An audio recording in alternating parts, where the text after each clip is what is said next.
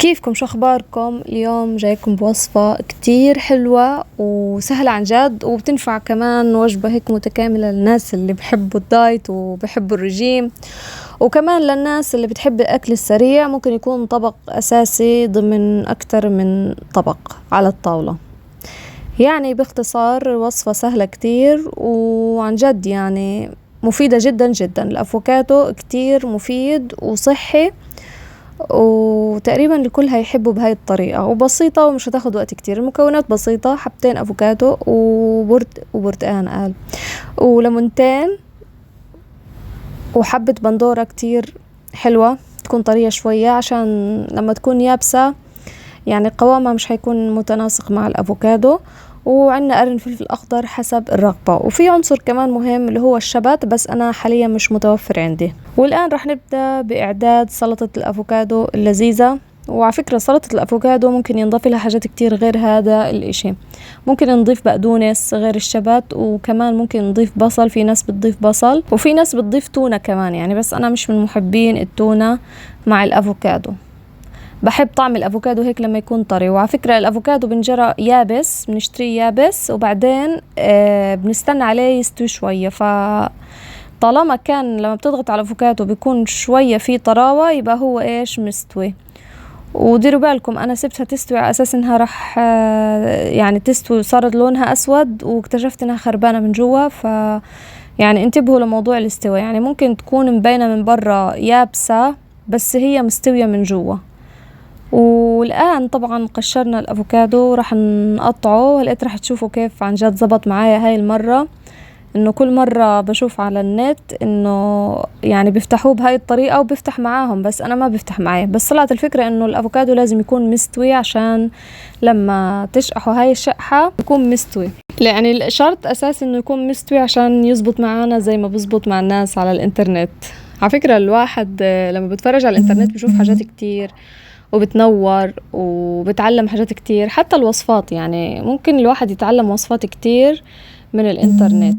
وشايفين هذا تقطيع الافوكادو، في ناس بتعمل فيديوهات مخصوص بس على تقطيع الاشياء وبتحصل ملايين، انه في حين ان انا مش عارفة احصل مثلا قولوا 1000 مشاهدة. فالاعتماد عليكم تشاهدوا الفيديو للاخر ودعموني بلايك وتعليق يا جماعة. دائما قولوا لي شو الوصفة الجاية حابين تكون.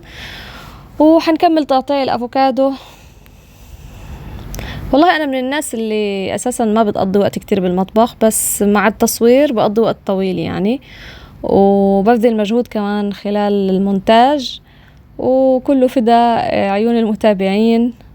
وان شاء الله دائما بيكون في وصفات. والصراحة دعموني عشان استمر، يعني انا مش عايزة يأس وحابة انجح بدعمكم الي. والان خلصنا من الافوكادو.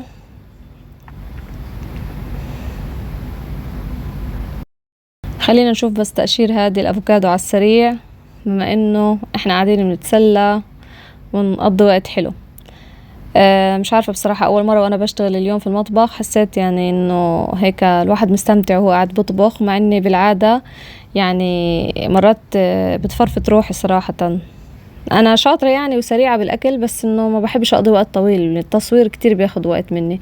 فاليوم حسيت بالاستمتاع صراحة، وكنت مبسوطة كتير وانا بصور لكم هذه الوصفة.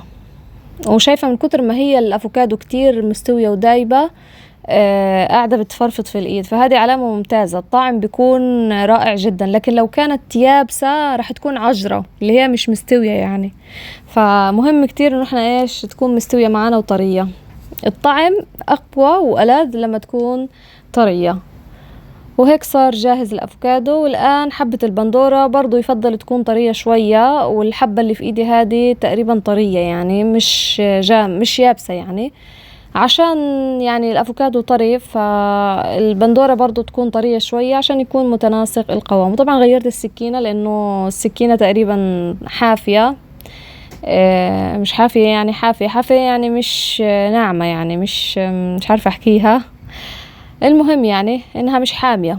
جماعة بدي اذكركم بالله تدعوا لاهل غزة، الاوضاع كتير صعبة، وعن جد يعني الواحد بيعمل فيديوهات وهو قلبه يعني مخطوف هيك، قلبه ملهوف على اهل غزة. وادعوا يا جماعة، عن جد كثفوا الدعاء، هم بحاجة دعائكم، وربنا يرفع عنهم ويرفع عنا جميعا.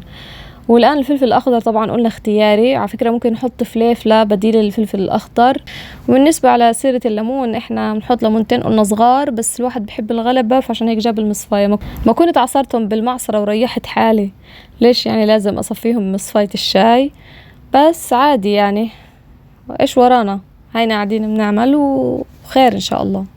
وهاي السلطة ممكن تتاكل بالمعلقة زي ما حتشوفوا هالقيت، او ممكن تتغمس بالخبز وبالرش رشة زيت زيتون على الوجه، بتتقلب وبتصير كتير زاكية وجاهزة. طبعا انا زيت الزيتون نسيت اصور لكم اياه، بس انه عادي بامكانكم انتوا تحطوا.